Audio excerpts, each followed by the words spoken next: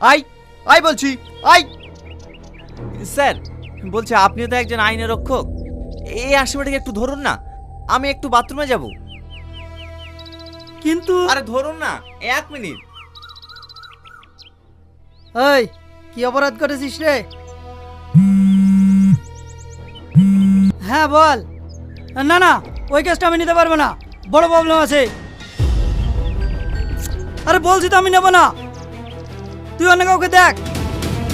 এই আসামি পালিয়ে যাচ্ছে, ধরো বলছি ধরো। দাঁড়া বলছি দাঁড়া। স্যার এটা আপনি কি করলেন? আপনি একজন আইনের রক্ষক হয়ে একটা দাগে আসামিকে ছেড়ে দিলেন। আরে আমি কেন ছেড়ে দেবো? আমি ফোনে কথা বলছিলাম, ও ঝাটকা দিয়ে পালিয়ে গেছে। আমার তো মনে হচ্ছে আপনি ওকে ঘুষ খেয়ে ছেড়ে দিয়েছেন। অফিসার মুখ সামলে কথা বলবেন, আমি কিন্তু একজন আইনের রক্ষক। তো কি হয়েছে? আপনি যে অপরাধ করেছেন আপনাকে জেলের ঘানি টানে একা ছাড়বো। কি আপনার এত বড় সাহস, আমাকে জেলে ঢুকাবেন? দাঁড়ান আমি আপনার ব্যবস্থা করছি। না না স্যার, আপনাকে কোনো ব্যবস্থা করতে হবে না, ওই দেখে দেখেন।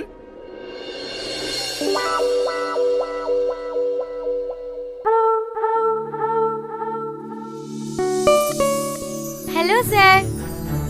কি হচ্ছে এটা? সরি স্যার, ডোন্ট মাইন্ড, আসলে আমরা একটা প্র্যাঙ্ক ভিডিও করছিলাম। ও তাই বলো, আমি তো কিছু বুঝতেই পারিনি। স্যার বলছিলাম যে আপনার যদি কোনো আপত্তি না থাকে তাহলে এই ভিডিওটাকে আমরা ইউটিউবে আপলোড করতে পারি। Okay okay, no problem. Thank you sir. হ্যাঁ চলো।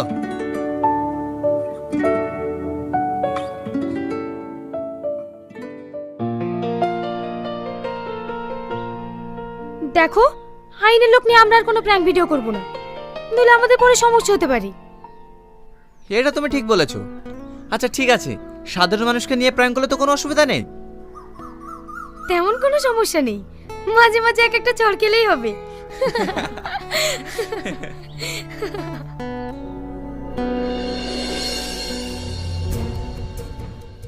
দাদা বলছিলাম যে এই আসামিটাকে একটু ধরুন না, আমি একটু বাথরুম থেকে আসছি। আপনি কি সত্যি পুলিশের লোক?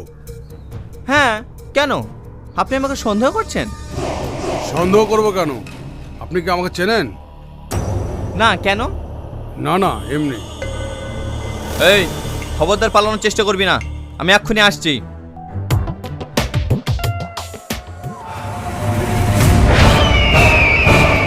টনি, বাঁচা আমাকে, বাঁচা টনি, ছাড় আমাকে, ছাড় জানোয়ার টনি। সালমা, সালমা, এই এই এই দাঁড়াও বলছি, দাঁড়াও, এই দাঁড়াও।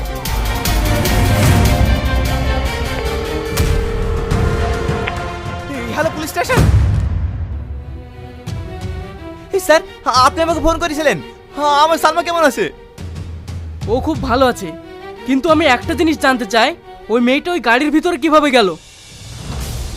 আমারই দোষ স্যার, আসলে আমরা প্র্যাঙ্ক ভিডিও করি তো, তাই ওকে ওর কাছে রেখে একটা শট নিচ্ছিলাম, আমরা বুঝতে পারিনি যে এরকম হয়ে যাবে।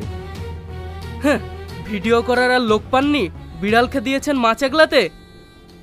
আপনি জানেন ওকে, ও একজন নারী পাচার করা আসামি। আমরা ওকে 5 বছর থেকে খুঁজছি, আর যদি আমরা সময় মতো না পৌঁছাতাম তাহলে ওর অনেক বড় ক্ষতি হয়ে যেত। থ্যাংক ইউ স্যার, আর এরকম ভুল হবে না। স্যার ও কোথায় আছে? ও এখন কেবিনে আছে। স্যার পেশেন্ট কেমন আছে? ও এখন ভালো আছে, ওর এক্ষুনি জ্ঞান ফিরল। ও আপনার কে হন? She is my video partner, but কিছুদিনের মধ্যেই ও আমার লাইফ পার্টনার হতে চলেছে।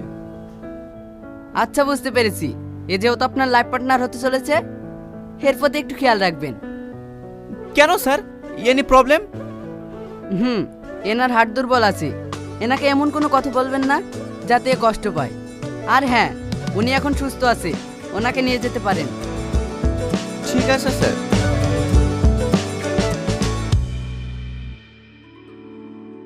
কি শুনলে তো ম্যাডাম কি বললো?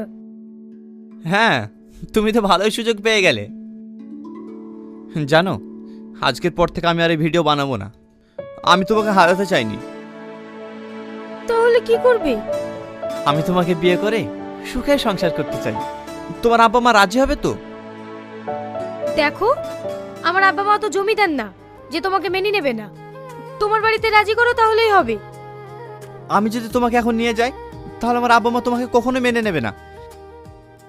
তাই আমি একেবারে তোমাকে বিয়ে করে নিয়ে যাব, তাহলে আর না করতে পারবে না। কালকে তোমাকে বিয়ে করে গ্রামে ফিরে যাব। তুমি যেটা ভালো বোঝো।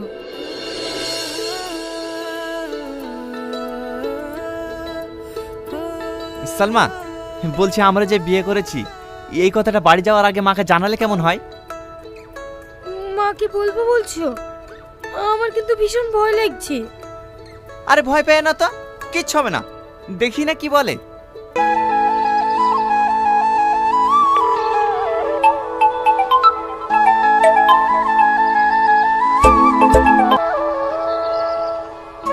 হ্যাঁ বল বাবু, ভালো আছিস? হ্যাঁ মা, ভালো আছি। একটা কথা বলতাম। হ্যাঁ বাবু বল, কি বলবি? আমি একটা মেয়েকে বিয়ে করেছি, আমি কালকে ওকে বাড়িতে নিয়ে যাব। আব্বা মেনে নেবে তো? হ্যাঁ? এ তুই কি বলছিস টনি? আমি এসব ব্যাপারে কিছু বলতে পারবো না, তুই তোর আব্বার সাথে কথা বল। এই দেখো তোমার ছেলে কি করেছে, আমাদেরকে না জানি একা একা বিয়ে করে নিয়েছে। এই দেখো, কথা বলো। হ্যালো টনি, তোর মা কি বলছে রে? হ্যাঁ আব্বা, মা ঠিকই বলছে। তোকে পাঠিয়েছি পড়াশোনা করার জন্য, 10 বছর তোর পড়াশোনার খরচ চালাচ্ছি, আর তুই আমাকে না জানিয়ে বিয়ে করে ফেললি। আব্বা, সালমাকে আমি অনেক ভালোবাসি, ও খুব ভালো মেয়ে। আমি তোর কোনো কথা শুনবো না। মেয়ে যদি ভালো না হয় আমি কিন্তু মেনে নেব না।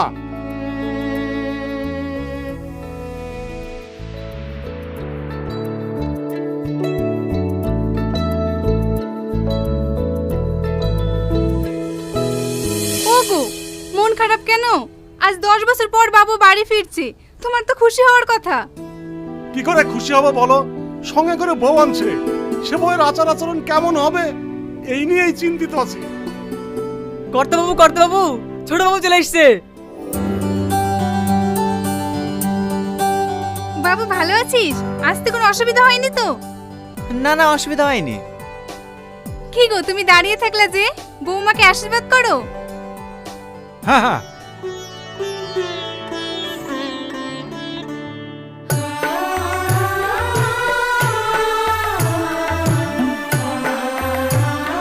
মা মুখটা একটু তুলো।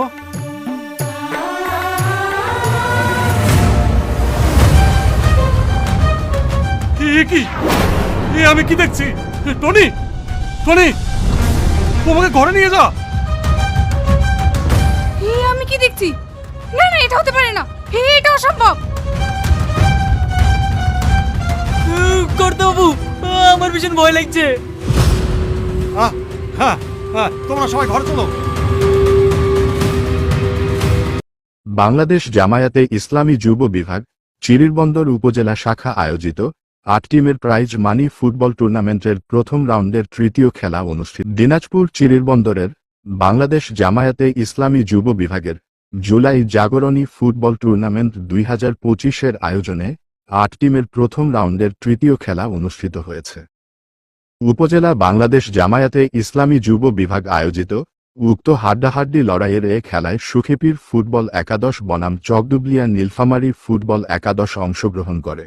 খেলায় গোলশূন্য ড্র হলে ট্রাইব্রেকারে 5-4 গোলে চকদুবলিয়া নীলফামারী ফুটবল একাদশকে পরাজিত করে সুখেপীর ফুটবল একাদশ জয়ী হয়েছে। শনিবার 11 অক্টোবর বিকালে দিনাজপুরের চিরিরবন্দর উপজেলার সুখীপীর স্কুল মাঠ প্রাঙ্গণে খেলাটি অনুষ্ঠিত হয়। বাংলাদেশ জামায়াতে ইসলামী চিরিরবন্দর শাখার সহ সেক্রেটারি রায়হানুল ইসলামের সভাপতিত্বে খেলায় প্রধান অতিথি হিসেবে উপস্থিত ছিলেন দিনাজপুর বোর্ডের শিক্ষাবিদ মোজাহিদুল ইসলাম মোল্লা। বিশেষ অতিথি হিসেবে উপস্থিত ছিলেন উপজেলা জামায়াতে ইসলামী যুব বিভাগের সভাপতি আসাদুল্লাহ শাহ, সুখীপীর বিদ্যালয়ের প্রধান শিক্ষক সোহরাব আলী, বিশিষ্ট ব্যবসায়ী আব্দুল মান্নান সরকার, বিশিষ্ট ব্যবসায়ী রায়হান সরকার সহ অনেকে। প্রধান রেফারি হিসেবে খেলা পরিচালনা করেন ওবায়দুর রহমান, সহকারী হিসেবে 2 জন ছিলেন নুরুজ্জামান বেলাল ও ফয়জার রহমান। এ সময় ইউনিয়নের বিভিন্ন এলাকার ব্যক্তিবর্গরা খেলাটি উপভোগ করেন। খেলায় প্রচুর দর্শক সমাগমে পুরো মাঠ কানায় কানায় ভরে যায়। পুরো খেলার ধারা বর্ণনায় ছিলেন রুহুল আমিন। এ সময় আরও উপস্থিত ছিলেন আয়োজক কমিটির সদস্যবৃন্দ ও স্থানীয় গণ্যমান্য ব্যক্তিবর্গগণ। যিনি সভাপতিত্ব করতেছেন জনাব রায়হানুল ইসলাম, চিরবন্দর উপজেলা শাখার সম্মানিত সহকারী সেক্রেটারি। আসসালামু আলাইকুম ওয়া রাহমাতুল্লাহ। সম্মানিত উপস্থিতি, সময় একেবারে সংকীর্ণ আর কি, এজন্য কথা না, আমরা সবাইকে শুভেচ্ছা জানিয়ে জামাত ইসলামের পক্ষ থেকে সবাইকে শুভেচ্ছা মোবারক জানিয়ে আজকের খেলার উদ্বোধন ঘোষণা করছি। আসসালামু আলাইকুম ওয়া রাহমাতুল্লাহ। আজকের যিনি প্রধান অতিথি জনাব মুজাহিদুল ইসলাম, বিশিষ্ট শিক্ষাবিদ, আমি প্রধান অতিথি মহোদয়কে বক্তব্য রাখার জন্য বিশেষভাবে অনুরোধ করতে।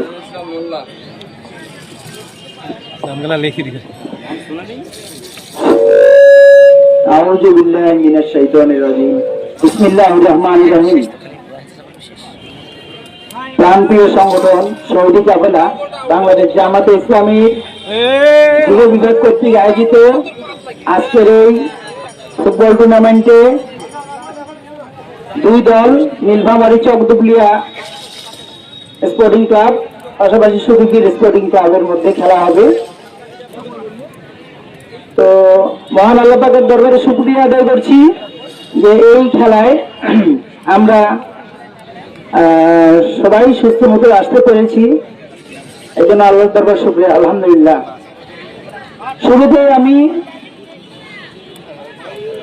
আজকের অনুষ্ঠানের সভাপতি আমাদের চিরিবন্দর উপজেলা জামাতের সহকারী সেক্রেটারি রায়হানুল ইসলাম ভাই এবং উপস্থিত আছেন বিশেষ অতিথি আব্দুল মান্নান সরকার চাচা, আরো উপস্থিত আছেন আমাদের সখীপুর হাই স্কুলের প্রধান শিক্ষক এবং আমার সামনে উপস্থিত আজকের এই খেলা আয়োজনের মেইন আয়োজক আমাদের চিরিবন্দর উপজেলা যুব বিভাগের সভাপতি আসাদুল্লাহ ভাই এবং পাশাপাশি আমার সামনে উপস্থিত দুই দলেরই খেলোয়াড়বৃন্দ, টিম ম্যানেজার সহ টিম ম্যানেজমেন্ট এবং আমার সামনে উপস্থিত প্রিয় দর্শকবৃন্দ, সবাইকে আমার সালাম, আসসালামু আলাইকুম ওয়া রাহমাতুল্লাহ। আসলে